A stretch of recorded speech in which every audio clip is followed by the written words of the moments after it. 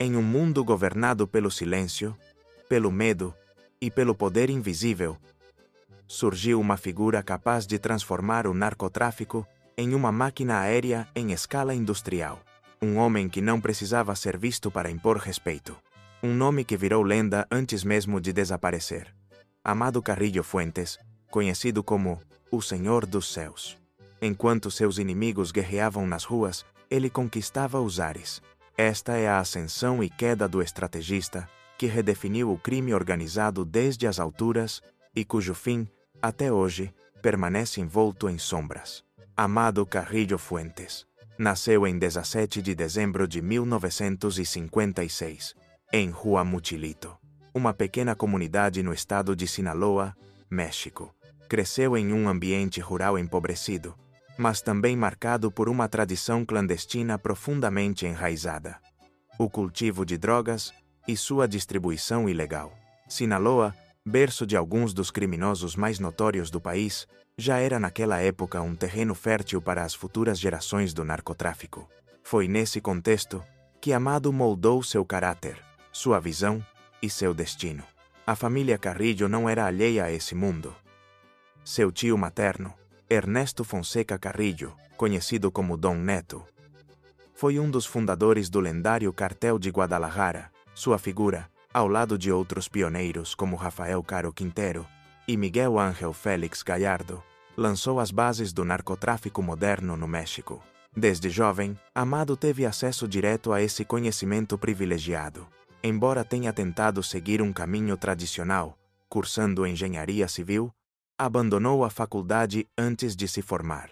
Mesmo assim, desenvolveu habilidades técnicas e logísticas que mais tarde aplicaria com precisão cirúrgica em sua operação criminosa. Durante as décadas de 1970 e 1980, o México passou por uma profunda reconfiguração do mapa do crime. A desintegração do Cartel de Guadalajara deu espaço para novas organizações mais dinâmicas, mais violentas e mais ambiciosas. Nesse cenário de transição, Amado Carrillo soube se mover com astúcia. Aprendeu, negociou e teceu uma rede de poder que logo o tornaria um dos homens mais temidos do continente. Seus primeiros passos no narcotráfico foram silenciosos, mas calculados. Começou colaborando com operadores locais, observando, aprendendo e entendendo os mecanismos ocultos que sustentavam o tráfico de drogas em grande escala. Mas não demorou a provar que não era apenas uma engrenagem na máquina. Ele queria redesenhá-la por completo. Uma de suas primeiras alianças relevantes foi com os irmãos Arellano Félix, que mais tarde liderariam o temido Cartel de Tijuana. No entanto, Amado não tinha intenção de ser um parceiro subordinado. Sua mente já projetava um modelo operacional muito mais ambicioso, onde o controle logístico seria a chave para dominar o negócio. Foi então que encontrou sua vantagem definitiva: o ar. Ao contrário de outros capos que optavam por rotas terrestres ou marítimas, Amado Carrillo entendeu que os céus ofereciam um espaço mais rápido, menos vigiado e, com a tecnologia certa, mais eficiente. Assim, começou a construir uma das redes de transporte aéreo mais sofisticadas já vistas no mundo do crime. Aviões particulares, cargueiros Boeing 727 modificados, pistas clandestinas, hangares camuflados. Tudo fazia parte de uma infraestrutura operacional sem precedentes. Essa rede lhe rendeu o apelido que o imortalizaria: o Senhor dos Céus. Graças a essa estratégia, podia transportar toneladas de cocaína da Colômbia para o México e, de lá, para os mercados mais lucrativos dos Estados Unidos. Cada voo representava uma operação cirúrgica de alta precisão, desenhada para burlar os controles aéreos e escapar das agências antidrogas. Mas Amado não era apenas um operador logístico brilhante. Também era um negociador pragmático e, quando necessário, um estrategista implacável. Soube costurar alianças-chave com os cartéis colombianos, especialmente o de Cali, e consolidou relações que lhe garantiram fornecimento contínuo de droga, eliminando rivais que ameaçavam sua hegemonia. A violência e a corrupção tornaram-se ferramentas indispensáveis para sustentar seu crescente poder. Comprou vontades intimidou instituições e não hesitou em usar a força quando necessário. Apesar de sua crescente influência, manteve um perfil discreto. Não buscava os holofotes nem os luxos extravagantes. Preferia a eficiência ao espetáculo. Mas mesmo os impérios mais silenciosos deixam rastros. À medida que suas operações se expandiam, as agências de inteligência e segurança começaram a se aproximar. As investigações se intensificaram, e com elas cresceram os rumores sobre sua saúde, seu paradeiro e seu futuro. O que começou como uma ascensão meteórica começava a se transformar em uma luta constante para manter o controle e evitar a queda. Na década de 80, sua consolidação dentro do crime organizado se formalizou. Amado se integrou ao núcleo do Cartel de Guadalajara, liderado por seu tio, Ernesto Fonseca Carrillo, conhecido como Dom Neto. Sob sua proteção, aprendeu não apenas as rotas e conexões internacionais, mas também as regras não escritas do narco, como infiltrar instituições, subornar autoridades e manter o poder sem se expor. Esse período foi sua verdadeira escola, e ele, seu aluno mais brilhante. O assassinato do agente da DEA, Enrique Kiki Camarena, em 1985, desencadeou uma tempestade sem precedentes sobre o narcotráfico mexicano. As autoridades dos Estados Unidos exerceram enorme pressão, e o Cartel de Guadalajara até então, a organização dominante, começou a ruir com a captura de seus principais líderes. Essa ruptura histórica reconfigurou o crime organizado no México. Foi nesse cenário de caos e transição que Amado Carrillo Fuentes decidiu traçar seu próprio caminho. Sua visão era diferente. Moderna, metódica, transnacional. Ele não queria apenas sobreviver ao colapso da antiga ordem. Queria substituir. Lá, seus olhos se voltaram para Ciudad Juárez, uma cidade fronteiriça estratégica, localizada em frente a El Paso, no Texas. Tradicionalmente associada ao contrabando, Juárez oferecia mais do que localização. Uma infraestrutura urbana ideal, rotas consolidadas e um vácuo de poder que Amado estava disposto a ocupar. E ele não chegou como um desconhecido. Sua reputação, suas conexões com os cartéis de Cali e Medellín, e sua capacidade logística o transformaram rapidamente em um parceiro confiável para os colombianos. Sob sua liderança, Juárez tornou-se uma ponte aérea do narcotráfico internacional. Amado aperfeiçoou seu modelo de negócios, eficiência cirúrgica, discrição absoluta e uso seletivo da violência. Por meio de empresas de fachada, adquiriu uma impressionante frota de jatos privados e cargueiros Boeing 727, projetados para transportar toneladas de cocaína da Colômbia até pistas clandestinas no México, de onde eram distribuídas para a fronteira com os Estados Unidos. A imprensa e as agências antidrogas não demoraram a batizá-lo com um nome que resumia seu domínio logístico, o Senhor dos Céus. Mas esse título não era apenas retórico. Amado operava como um comandante de guerra nas sombras. Não aparecia na mídia, evitava reuniões públicas e protegia sua identidade com obsessão.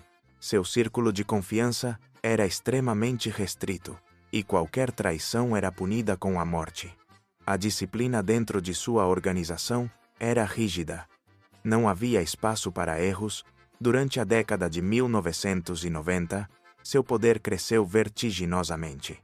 O cartel de Juárez, sob seu comando, controlava todo o corredor fronteiriço de Chihuahua e estendia sua influência por estados como Sinaloa, Durango, Sonora, Zacatecas e parte de Coahuila. Controlava pistas clandestinas, rotas rodoviárias, pontos aduaneiros e tinha informantes infiltrados nas polícias, nas alfândegas e até mesmo no governo. Além disso, demonstrou uma capacidade única para a diplomacia criminosa. Soube negociar com figuras como Joaquim El Chapo Guzmán e os irmãos Beltrán Leiva, construindo alianças táticas que podiam ser ativadas ou rompidas conforme as circunstâncias. Sabia quando negociar, quando atacar e quando desaparecer. Mas sua ascensão também não esteve isenta de violência. O confronto mais sangrento foi contra o cartel de Tijuana, liderado pelos irmãos Arellano Félix. A guerra pelas rotas do noroeste do México deixou um rastro de sangue. Execuções, massacres, atentados públicos e uma guerra silenciosa que espalhou pânico por várias cidades do norte do país. Mesmo assim, o Império de Amado permaneceu de pé. Enquanto outros capos caíam sob o peso do espetáculo e da brutalidade, ele sobrevivia graças a uma fórmula diferente: estratégia, anonimato e controle absoluto dos céus. O verdadeiro poder de Amado Carrillo Fuentes não se media apenas em rotas de tráfico ou toneladas de droga transportadas. Sua inteligência residia em algo muito mais sofisticado: a capacidade de transformar dinheiro ilegal em poder legítimo. Ao longo dos anos 90, Carrillo expandiu sua operação para o coração do sistema financeiro.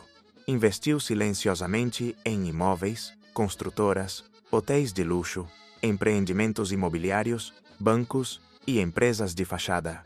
Seu objetivo era claro: injetar capital do narcotráfico na economia legal sem deixar rastros. E conseguiu com uma maestria que deixava perplexos até os investigadores mais experientes. Grande parte de seu sucesso se explicava por esse controle invisível. Seu dinheiro circulava entre contas bancárias, contratos e empresas legítimas, misturando-se ao circuito econômico nacional e internacional.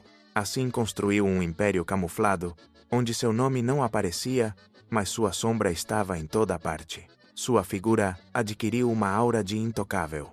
Muitas autoridades locais e até federais preferiam ignorá-lo. Em certas regiões, sua influência era tão forte que nem as forças de segurança agiam sem sua permissão tácita. Enquanto as agências antidrogas do México e do EUA intensificavam sua caça, Amado desaparecia. Movia-se como um fantasma, cercado por lealdades compradas, protegido por redes de corrupção e com uma estrutura operacional preparada para funcionar mesmo na sua ausência. Ele sempre estava um passo à frente. No auge de seu poder, as estimativas mais conservadoras indicam que ele controlava 60% da cocaína que cruzava para os EUA a partir do México. Sua fortuna era impossível de calcular. Seu rosto era desconhecido pela maioria. Sua lenda, no entanto, se espalhava em silêncio entre aliados e perseguidores. Mas nenhum império do crime é indestrutível. Com o tempo, começaram a surgir rachaduras. A pressão internacional aumentava, as tensões dentro de sua própria organização cresciam. As traições, como em todo círculo de poder absoluto, não demoraram a surgir. Ainda assim, nos anos 90, Amado Carrillo Fuentes chegou ao topo do narcotráfico internacional. Enquanto outros cartéis travavam guerras sangrentas por rotas, ele já as dominava. Seu estilo não era impulsivo nem imprudente. Operava como um empresário, um executivo de alto escalão que supervisionava cada aspecto, das rotas aéreas às reuniões financeiras, da escolha dos pilotos à contabilidade em paraísos fiscais. Já não era apenas o líder do cartel de Juárez. Era um operador multinacional. Mantinha vínculos sólidos com os principais cartéis colombianos, que confiavam nele como distribuidor primário no México. Também tinha presença na América Central, no Caribe e nos Estados Unidos, onde sua droga chegava rapidamente, de forma limpa e sem deixar rastros. Um dos maiores feitos de Amado foi transformar o cartel de Juárez em algo muito além de uma rede de tráfico. Ele o converteu em uma corporação criminosa, um holding perfeitamente estruturado, com comando hierárquico, logística especializada, assessores financeiros, técnicos em comunicação, advogados e chefes de praça nas principais cidades. Tudo respondia a um único homem. E esse homem ainda operava nas sombras. O império de Amado Carrillo Fuentes se sustentava em 4 pilares fundamentais: domínio aéreo, corrupção institucional, controle das rotas terrestres e um sistema de lavagem de dinheiro sofisticado que borrava as fronteiras entre o legal e o ilegal. Enquanto outros cartéis se afundavam em guerras abertas, Amado investia em tecnologia, logística e subornos. Sua aposta era clara: não vencer pela violência, mas com informação, precisão e poder invisível. E funcionou. Um dos aspectos mais perturbadores de sua estrutura era seu nível de infiltração institucional. Conseguiu posicionar colaboradores em escalões-chave do governo mexicano, forças de segurança, alfândegas, ministérios, promotorias e até dentro do poder judiciário. Graças a essas conexões, não precisava recorrer a sicários ou atentados com a mesma frequência que seus rivais. Ele tinha informações privilegiadas. Sabia quando e onde agir, quando suspender as operações e quando desaparecer completamente. Seu império não se sustentava apenas com cocaína, mas com aparente legitimidade. Investiu milhões em empreendimentos imobiliários, hotéis, shoppings e complexos turísticos. Para o público, muitos desses projetos pareciam negócios legais, mas por trás deles estava uma das redes de lavagem de dinheiro mais complexas e eficazes da América Latina. Para proteger sua liberdade, Carrillo cuidava de cada detalhe de sua vida pessoal com o mesmo rigor que aplicava às suas operações. Evitava excessos visíveis, mudava de residência com frequência, usava identidades falsas e raramente repetia o mesmo número de telefone. Movia-se com escoltas treinadas, muitos deles ex-militares ou ex-agentes, e mantinha um círculo íntimo reduzido. Era, em todos os sentidos, um homem das sombras. Mas nem mesmo essa estrutura meticulosa estava livre de rachaduras. O equilíbrio que havia construído começou a se desestabilizar. As tensões com os Arellano Félix, líderes do cartel de Tijuana, resultaram em uma guerra silenciosa, porém sangrenta. Disputavam territórios-chave como a Baixa Califórnia e a Faixa do Pacífico. As consequências foram brutais. Assassinatos seletivos, atentados, desaparecimentos. Ao mesmo tempo, o cartel de Sinaloa, reforçado pela astúcia de Joaquim El Chapo Guzmán, começava a emergir como um novo ator de peso. Agências internacionais como a DEA e a Interpol intensificavam a pressão, e dentro da própria organização surgiam vozes críticas, líderes intermediários cobiçando mais poder, fissuras internas que colocavam seu controle à prova. Apesar de tudo, Amado tinha uma vantagem decisiva sobre seus inimigos: o tempo. Havia desenhado uma rede tão sólida e autônoma que podia funcionar sem sua presença física. Tinha operadores leais, rotas seguras, aeronaves em movimento e um sistema de comunicação criptografado que lhe permitia monitorar e tomar decisões desde a clandestinidade. Mesmo escondido, continuava governando com precisão letal. No final de sua carreira, Amado Carrillo Fuentes era considerado o narcotraficante mais poderoso do México. Dizia-se que podia movimentar até 200 toneladas de cocaína por ano, e que sua fortuna chegava a bilhões de dólares. Sua rede se estendia por todo o continente, e sua lenda já não era mais um mito urbano, mas uma realidade incômoda para governos inteiros. Mas, como todo império baseado no sigilo, no dinheiro e no medo, o fim de Amado se aproximava, e viria com um dos desaparecimentos mais misteriosos da história do crime organizado. No mundo do crime organizado, a ascensão geralmente vem acompanhada de violência, mas é a queda que define a lenda. E no caso de Amado Carrillo Fuentes, essa queda foi tão enigmática quanto poderosa. Em meados de 1997, seu nome era sinônimo de controle absoluto, rotas aéreas, cargas milionárias, políticos comprados e uma fortuna que desafiava qualquer estimativa. Era, sem dúvida, o narcotraficante mais procurado do México e um dos homens mais perigosos do planeta, mas seu poder começava a enfraquecer. A pressão internacional aumentava. A DEA apertava o cerco. O governo mexicano, acusado de passividade diante do crime organizado, começava a precisar de resultados visíveis. Amado sabia que sua liberdade estava por um fio, e tomou uma decisão que surpreenderia até seus inimigos. Numa tentativa desesperada de evitar a captura, submeteu-se a uma cirurgia plástica para mudar o rosto. Uma manobra extrema, ousada e com consequências fatais. No dia 4 de julho de 1997, deu entrada em um hospital privado em Polanco, uma das áreas mais exclusivas da Cidade do México. Usou um nome falso. A intervenção era delicada. Uma combinação de cirurgia estética e lipoaspiração. Segundo a versão oficial, Amado Carrillo morreu durante a operação devido a complicações com a anestesia. A notícia caiu como uma bomba. Como era possível que o narcotraficante mais procurado do país morresse em uma cama de hospital sem que ninguém o detivesse? Como conseguiu entrar em uma clínica privada sem ser identificado? Por que arriscar a vida em meio a uma perseguição internacional? As respostas oficiais não convenceram ninguém. Foi informado que ele sofreu uma parada respiratória devido a uma overdose de medicamentos. Mas as dúvidas começaram a se multiplicar.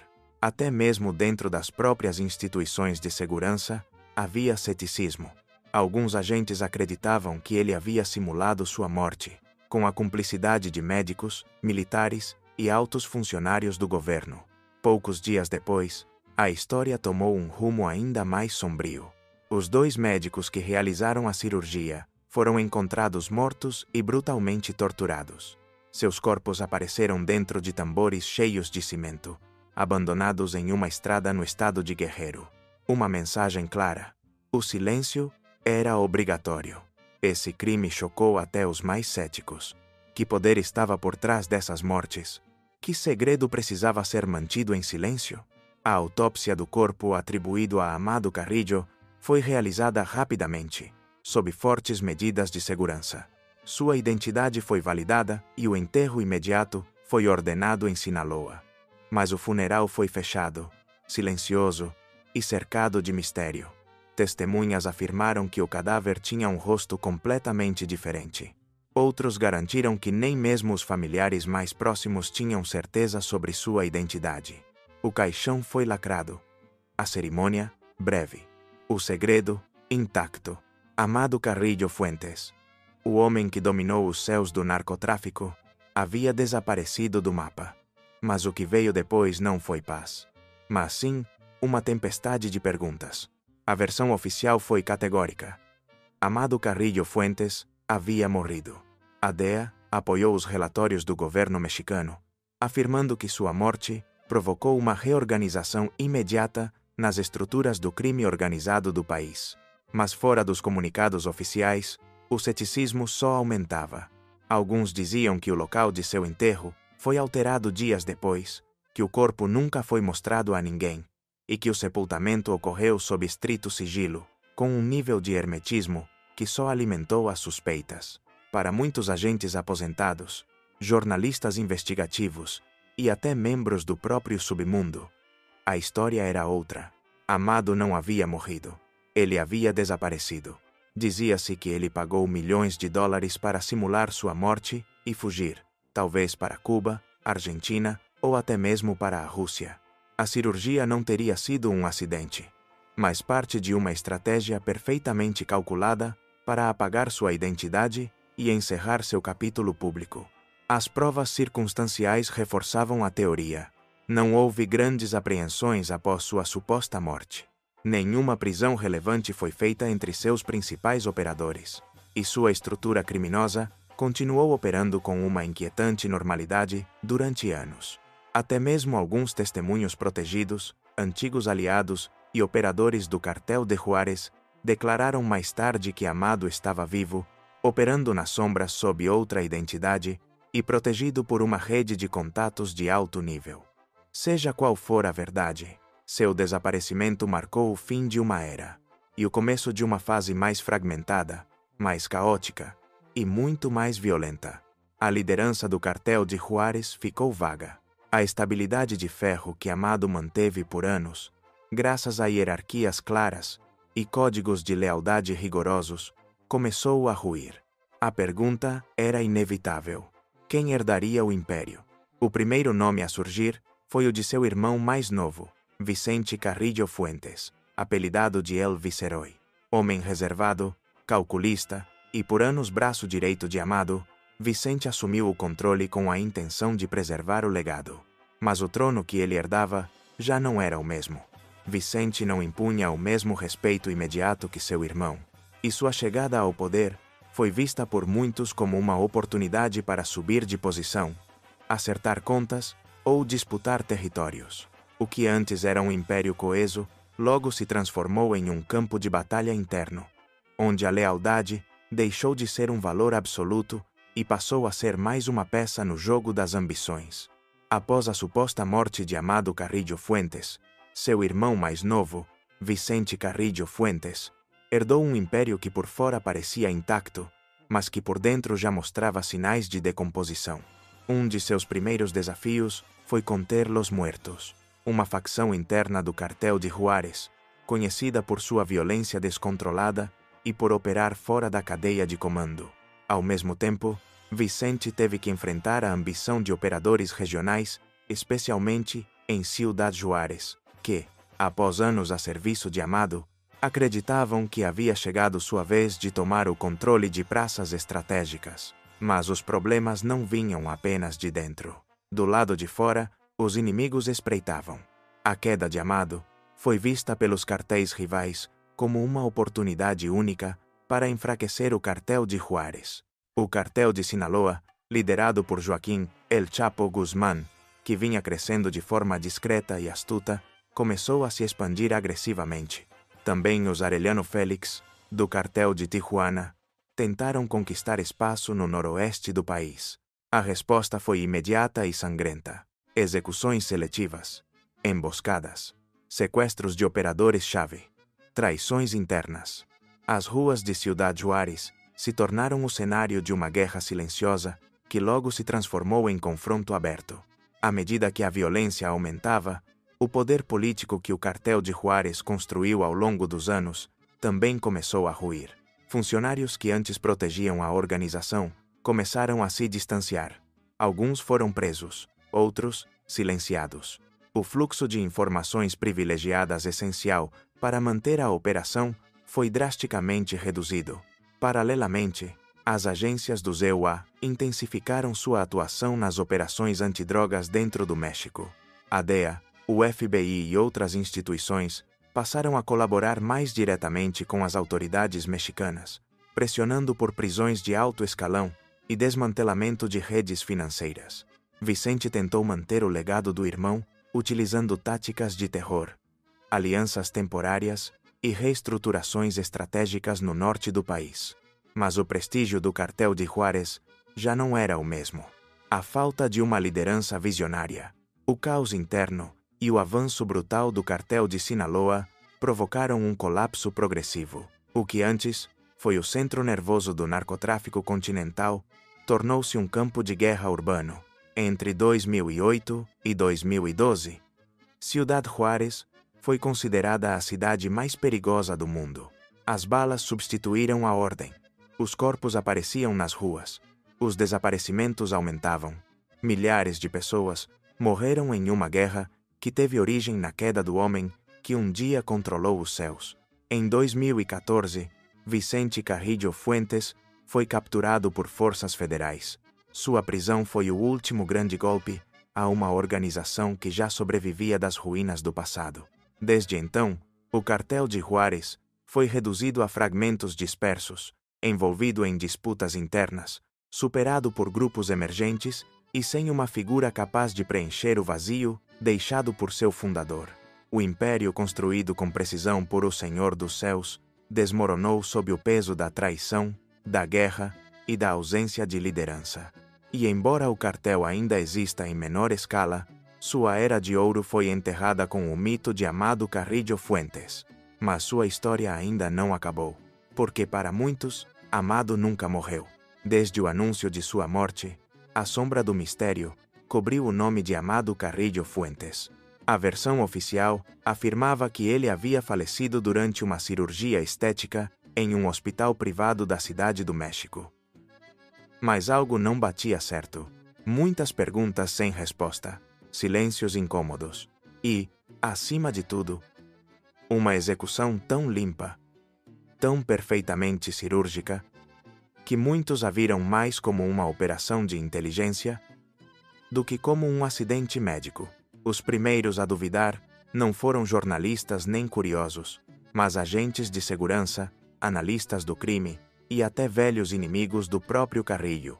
A hipótese mais difundida era clara. Amado não morreu. Ele forjou sua morte. Tinha os recursos, os contatos e a logística necessária para planejar um desaparecimento total. Não seria o primeiro a fazê-lo, mas o único capaz de realizar isso com tal nível de sofisticação. Segundo essa versão, a cirurgia de fato aconteceu, mas não com fins estéticos. O objetivo era apagar sua identidade física, transformar-se, desaparecer do radar, e o local escolhido não foi coincidência. O Hospital Santa Mônica, localizado em uma das zonas mais exclusivas do país, oferecia privacidade, discrição e uma equipe suscetível à corrupção ou à intimidação. Pouco depois de sua suposta morte, um fato assustador acendeu ainda mais o alerta. Os médicos que participaram da cirurgia foram assassinados. Seus corpos apareceram dentro de tambores de cimento, brutalmente torturados. Uma mensagem silenciosa, mas inequívoca. O caso devia ser encerrado, sem testemunhas nem declarações.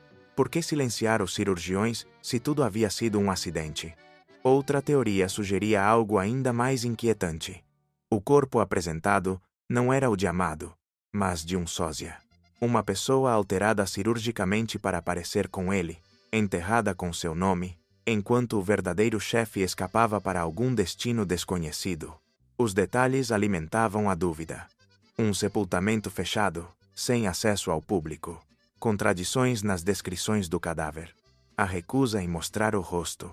E uma autópsia realizada com uma rapidez incomum. Em poucos dias, o caso foi encerrado, sem espaço para revisões nem perícias independentes.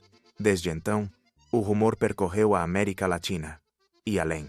Alguns dizem ter visto Amado na Argentina, outros no Chile. Há quem o localize na Espanha, no Brasil ou até na Rússia. Sempre com outra identidade, sempre protegido, sempre em silêncio. Nenhuma dessas versões pôde ser comprovada. Mas, no mundo do crime organizado, a ausência pode ser mais poderosa do que a morte. Mesmo dentro do narcotráfico, há quem afirme que o Senhor dos Céus está vivo, que nunca deixou o jogo, que ainda movimenta peças nas sombras, escondido por um novo rosto, uma nova vida, e os mesmos aliados que um dia o ajudaram a construir seu império. Algumas versões sugerem que Amado Carrillo Fuentes negociou sua saída com setores do poder. Entregou rotas, contatos estratégicos ou favores de alto nível em troca de sua liberdade definitiva.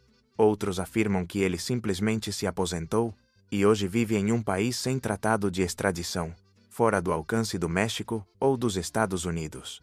Em entrevistas posteriores, até ex-agentes da DEA e militares aposentados reconheceram uma verdade desconfortável. Nunca tiveram certeza absoluta de que Amado realmente morreu. Embora o caso tenha sido encerrado nos arquivos oficiais, dentro dos círculos de inteligência, ainda é considerado um processo em aberto, um quebra-cabeça não resolvido. Outra teoria, mais sombria, sugere que Amado foi traído por dentro, que aqueles que conheciam os segredos de seu império viram sua queda como uma chance de tomar o controle do negócio. Uma conspiração disfarçada de acidente médico, um acerto de contas encoberto por uma máscara cirúrgica. Mas, longe de dissipar a dúvida, o tempo só a fortaleceu. Ao contrário de figuras como Pablo Escobar, cuja morte foi documentada em todos os detalhes, a história de Amado está envolta em silêncios. Não há fotos claras do corpo. Não há registros públicos do enterro. Não houve julgamento póstumo. Apenas uma declaração, uma tumba selada e uma ausência que virou lenda. Quase 3 décadas depois, sua figura continua viva nos corridos, nas séries, nas ruas e na memória popular. Para muitos, Amado não está morto. Apenas desapareceu. Talvez ele ainda observe, de algum lugar do mundo, como seu legado permanece, como seu modelo é replicado, como seu mito cresce. Porque Amado Carrillo Fuentes já não é apenas um nome nos arquivos do crime. É uma sombra, um fantasma que nunca foi capturado, uma lenda que transcendeu a vida e o medo. O Senhor dos Céus não apenas dominou o ar, ele mudou para sempre o narcotráfico no México e no continente. Sua marca é profunda, mesmo décadas depois. Enquanto outros chefes buscavam notoriedade, armas e câmeras, Amado escolheu o silêncio, a estratégia e a logística de precisão. E essa abordagem o transformou no arquiteto de um novo paradigma criminoso. Antes dele, o narcotráfico era um negócio rústico, limitado à terra e ao mar. Depois dele, tornou-se uma indústria global com estrutura corporativa e alcance continental. Um dos pilares mais revolucionários de seu legado foi o uso do transporte aéreo como espinha dorsal de suas operações. Carrillo investiu milhões na construção de uma frota privada, jatos executivos, cargueiros adaptados, pistas clandestinas, técnicos aeronáuticos e controladores corrompidos. Um sistema de mobilidade projetado com mentalidade militar e precisão empresarial. Graças a essa rede, o transporte maciço de cocaína da Colômbia ao México e daí para os Estados Unidos tornou-se mais rápido, mais eficiente e mais difícil de rastrear. Sua estratégia mudou as regras do jogo. Após Amado, todos os grandes cartéis passaram a imitar esse modelo. Aviões, helicópteros, hangares privados. O ar tornou-se a nova fronteira do crime. O legado de Amado Carrillo Fuentes não se limita ao mito de seu desaparecimento. Sua verdadeira herança foi a profissionalização do crime organizado. Transformou o cartel de Juárez em algo mais que uma rede criminosa. Converteu-o numa estrutura corporativa, com departamentos internos e funções específicas, como uma multinacional. Finanças, logística, operações, segurança, inteligência, relações internacionais. Cada área tinha seus responsáveis, hierarquias e protocolos. Foi um dos primeiros chefes a implementar empresas de fachada, laranjas e estruturas legais paralelas para lavar dinheiro sem levantar suspeitas. Usou bancos, construtoras, redes de hotéis e imobiliárias para infiltrar a economia formal com capital do narcotráfico. Esse modelo seria replicado e aperfeiçoado pelos grandes cartéis que vieram depois. Sinaloa, Los Zetas, o cartel de Jalisco Nova Geração. Muitos de seus antigos operadores, após a queda de Juárez, migraram para essas organizações, levando consigo sua disciplina, sua estrutura operacional e sua rede de contatos. Mas um dos aspectos mais perturbadores de seu legado foi a infiltração institucional. Amado não se contentava em subornar policiais ou agentes de fronteira. Sua rede penetrou a Procuradoria, as Forças Armadas, os governos locais e até esferas do poder federal. Comprava proteção, sim, mas também comprava silêncio e, acima de tudo, comprava informação, a arma mais valiosa em um mundo onde um passo em falso pode significar a morte. Esse nível de infiltração institucional tornou-se, com o tempo, o padrão operacional do crime organizado mexicano. Amado ensinou que o verdadeiro poder não precisa gritar, só precisa saber ouvir, se mover e desaparecer. Ele também mudou a imagem do narco perante a sociedade. Enquanto os antigos chefes eram figuras rústicas, armadas, visíveis e barulhentas, ele projetava um perfil empresarial, quase invisível. Não dava entrevistas, não ia a festas, não aparecia em público. Seu silêncio impunha respeito. Sua ausência gerava medo. A partir dele, muitos líderes do crime entenderam que o poder não está em ser visto, mas em não ser encontrado. No entanto, seu desaparecimento não deixou um legado de ordem, mas sim um vazio. Com sua saída, o crime organizado entrou em uma fase de fragmentação, traição e violência sem precedentes. Se Amado foi o arquiteto da ordem dentro do caos, o que veio depois foi o descontrole total. Guerras internas, rupturas territoriais, conflitos sem códigos. O mapa do narcotráfico mexicano se fragmentou. E com isso, o país viveu uma das épocas mais violentas de sua história recente. Apesar disso, o molde que ele deixou permanece intacto. Figuras como Joaquín El Chapo, Guzmán, os irmãos Beltrán Leiva, Ismael El Mayo, Zambada ou Nemésio Oseguera Cervantes, conhecido como El Mencho, adotaram seus métodos, seu perfil discreto, suas redes de lavagem e sua abordagem estratégica. Alguns até trabalharam em suas fileiras antes de formarem seus próprios cartéis.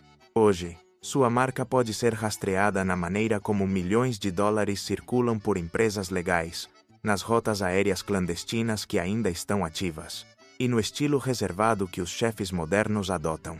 Amado não apenas construiu um império, ele ensinou como mantê-lo, mesmo depois de desaparecer.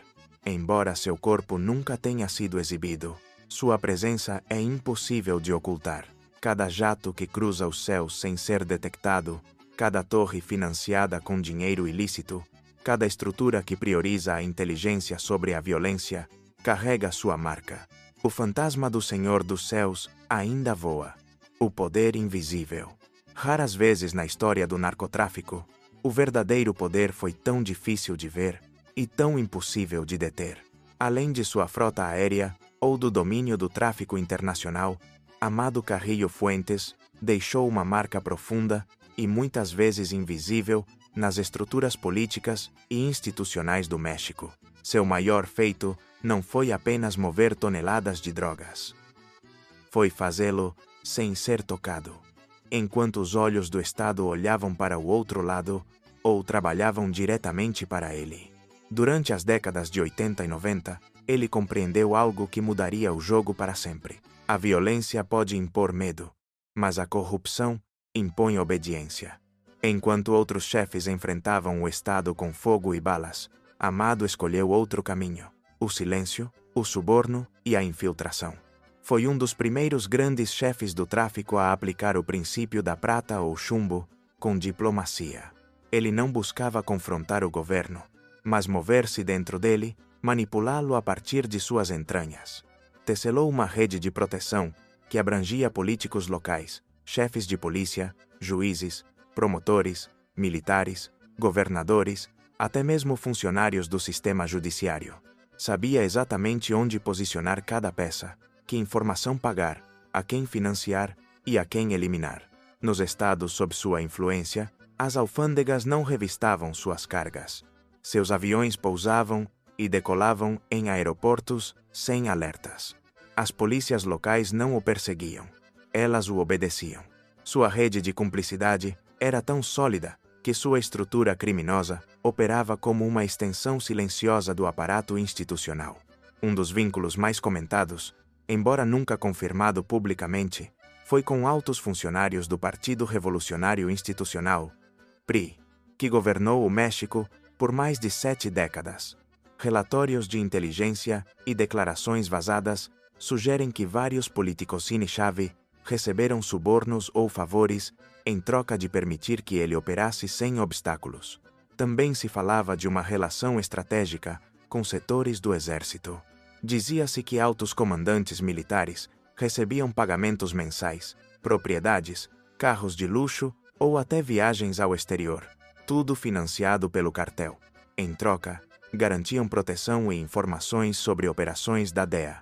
A corrupção institucional foi o alicerce silencioso de seu império e, ao mesmo tempo, sua maior contribuição para um modelo que mudaria para sempre a relação entre o crime e o Estado no México. Porque Amado Carrillo Fuentes demonstrou algo assustador. O narcotráfico não era um inimigo externo do sistema, era parte do sistema. Financiava-o, infiltrava-o, influenciava-o e, em muitos casos, dirigia-o. Após ele, a figura do narcotraficante deixou de ser apenas a de um criminoso armado. Tornou-se um ator político silencioso, com capacidade de intervir em eleições, nomeações e decisões legislativas. Ele foi o arquiteto de uma nova era do crime organizado, uma em que o verdadeiro poder não se vê, mas se sente em cada canto do Estado. O poder de Amado Carrillo Fuentes não se construiu apenas dos céus, nem se sustentou apenas nos escritórios do poder. Também criou raízes nas ruas, nas comunidades, no tecido social de regiões inteiras, onde o Estado havia abandonado suas funções mais básicas. Em cidades como Ciudad Juárez, Culiacán, Hermosillo ou Chihuahua, seu nome não era associado apenas ao crime, mas também à ordem, estabilidade e dinheiro circulando. Para milhares de famílias, o narcotráfico não era uma ameaça. Era a única economia funcional. Carrillo soube entender esse vazio institucional e preencheu-o com infraestrutura e benefícios tangíveis. Escolas, quadras esportivas, igrejas, estradas, financiou festas locais, entregou cestas básicas, patrocinou equipes juvenis. Não por generosidade, mas por cálculo. A lealdade se constrói com apoio, e o poder se protege de baixo para cima. Em muitos desses lugares, Amado não era visto como criminoso. Era um benfeitor, um homem que cumpria onde o governo falhava, um símbolo de eficiência silenciosa. Esse fenômeno, repetido em várias regiões, mudou a forma como o narco era percebido. Não se tratava mais apenas de violência e medo. Agora também era respeito, admiração e, em certos casos, idealização. Com o tempo, essa visão ambígua tornou-se cultura. Surgiram corridos que narravam sua vida como epopeias, lendas que falavam de sua inteligência, de seu controle absoluto, de sua saída perfeita.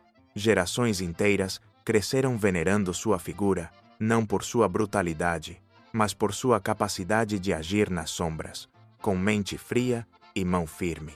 Mas essa relação simbiótica entre o crime e a sociedade teve consequências. Normalizou a corrupção.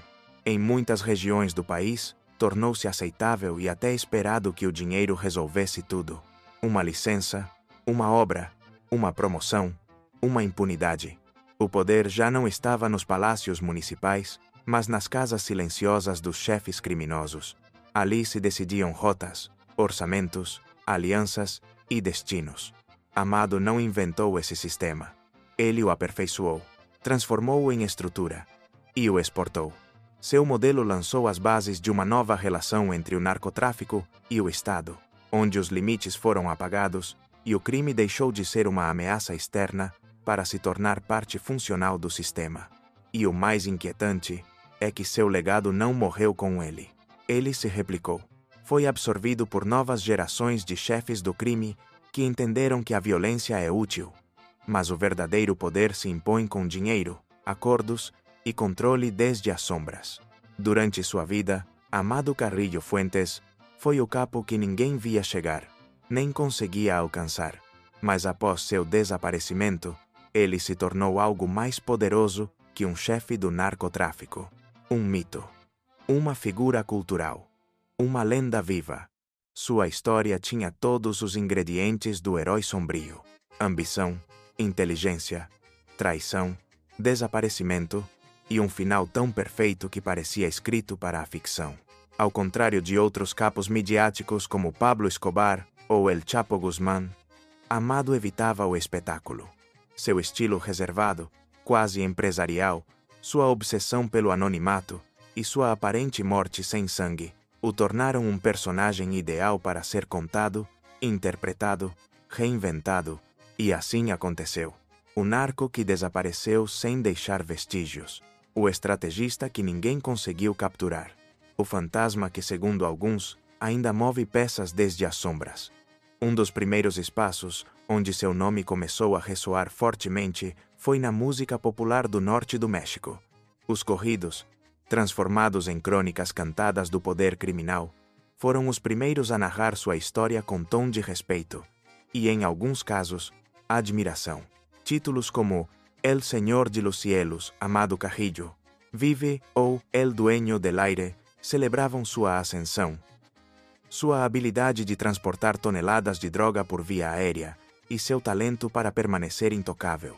Em muitas comunidades, esses corridos não eram apenas músicas. Eram memória coletiva, homenagem e resistência. Mas foi com a chegada da televisão que sua figura ultrapassou as fronteiras do mito local e se tornou um fenômeno global. Em 2013, a rede Telemundo estreou a série El Señor de los Cielos, inspirada diretamente em sua vida. Embora a produção tenha tomado grandes liberdades criativas, retratou com dramatismo e estilo de novela um capo decidido a mudar de rosto para escapar do governo. O resultado: um fenômeno midiático que cativou milhões de espectadores na América Latina e nos Estados Unidos. Essa versão ficcional e estilizada consolidou Amado como uma figura cultural global. Sua história foi traduzida para diversos idiomas, debatida nas redes sociais, transformada em memes, fantasias, paródias e até objeto de análise em universidades, onde seu caso é estudado como reflexo da narcocultura contemporânea. Mais tarde, a série Narcos México voltou a retratar sua figura, desta vez com um tom mais sóbrio e realista. Lá, Amado foi apresentado como realmente era: um negociador frio, um operador logístico brilhante e um homem que não deixava pontas soltas, um arquiteto do crime com mentalidade empresarial. Mas seu impacto não se limita às telas ou às canções. Em muitas regiões do México, sua figura se tornou símbolo de poder alternativo, especialmente em comunidades marginalizadas onde o Estado falhou sistematicamente. Para alguns, Amado foi muito mais que um capo. Foi o homem que protegia os seus, que sabia agir sem ostentação, que nunca precisou se exibir para ser temido. Um estrategista que personificava o sucesso silencioso em um país onde a legalidade nem sempre oferece caminhos. Esse fenômeno, conhecido como narcoidolatria, cresceu ao longo dos anos, e Amado Carrillo Fuentes ocupa um lugar especial dentro dessa veneração popular. Ao contrário de outros chefes que foram abatidos, traídos ou expostos, ele simplesmente desapareceu. E nesse desaparecimento absoluto, encontrou a imortalidade cultural. Hoje, seu rosto aparece em camisetas, canecas, grafites, figuras de coleção e milhões de perfis nas redes sociais. No YouTube, os vídeos sobre sua vida acumulam milhões de visualizações. No TikTok, seu nome ressurge constantemente, ligado a jatos privados, armas douradas, frases que ele nunca disse, mas que já fazem parte de seu personagem. A linha entre o homem real e o personagem fictício se desfez por completo. E embora para muitos, essa romantização do crime organizado represente um risco social por distorcer a realidade e glorificar a violência, o fato é que Amado Carrillo Fuentes já não é apenas parte dos arquivos criminais do México. Ele é parte da sua cultura contemporânea. Um símbolo presente tanto nos relatos jornalísticos quanto nos mitos populares. Um homem que, sem buscar fama, acabou se tornando lenda. Um chefe que não precisou de câmeras ou escândalos para ser lembrado. Uma sombra que ainda voa pelos céus do narcotráfico. Ao final desta longa jornada, desde suas origens humildes até seu desaparecimento misterioso, a pergunta permanece: quem foi realmente Amado Carrillo Fuentes? Apenas mais um narcotraficante entre tantos? Um cérebro criminoso que entendeu antes de todos como dominar o sistema? Uma vítima do mesmo poder que um dia o protegeu? Ou uma figura mitológica que soube sair de cena no momento certo para se tornar imortal? O certo é que Amado foi muito mais que um chefe do tráfico. Foi um estrategista metódico, frio e calculista, que transformou o negócio das drogas em uma estrutura empresarial paralela. Não apenas comprou aviões e traçou rotas, criou uma economia própria, uma rede de poder, uma autoridade alternativa ao Estado. Compreendeu que a discrição é mais eficaz que o medo, que a corrupção sustentada tem mais impacto do que a violência direta, e que o verdadeiro poder não precisa ser visto, apenas sentido. Nesse modelo, o narcotraficante deixou de ser um bandido armado para se tornar um operador político, um investidor silencioso, um diplomata nas sombras. Amado não apenas transportava cargas, movimentava estruturas, movimentava vontades, movimentava fronteiras, e sua suposta morte, cheia de lacunas, contradições e mistérios, apenas fortaleceu o relato que ele mesmo ajudou a construir, o do homem que ninguém conseguiu capturar, e que talvez nunca tenha partido. Além do personagem, está o seu legado real. Ele mudou as regras do jogo, modificou estruturas políticas, redefiniu o papel do narcotráfico na economia mexicana e deixou para trás um vazio que foi preenchido por uma violência ainda mais fragmentada, mais brutal e mais imprevisível. O México do crime organizado nunca mais foi o mesmo depois dele, e tampouco a forma como a sociedade passou a entender e, às vezes, admirar seus protagonistas. Para alguns, Amado foi símbolo de poder e inteligência. Para outros, um criminoso que corrompeu até as raízes do país. E para muitos mais, uma sombra que ainda paira sobre as rotas da droga, os corredores do poder e as telas de televisão. Sua história nos deixa uma última lição. O verdadeiro poder nem sempre está nas armas ou nos holofotes. Está em saber quando agir, quando calar, e como desaparecer sem deixar vestígios, mas sem jamais ser esquecido. Amado Carrillo Fuentes. Morto ou vivo. Chefão ou lenda. Vítima do sistema ou arquiteto da sua própria mitologia. Talvez nunca saibamos com certeza, mas uma coisa é indiscutível. Seu nome, sua história e seu legado continuarão pairando sobre nós, como um eco eterno nos céus do crime. Obrigado por nos acompanhar nesta jornada pela vida, o poder e o mistério de Amado Carrillo Fuentes, o Senhor dos Céus. Se você gostou deste documentário, não se esqueça de se inscrever no canal, deixar seu like e compartilhar o vídeo. Isso nos ajuda a continuar criando conteúdo com o mesmo rigor e profundidade. Nos vemos no próximo caso, porque enquanto houver história, haverá mistério.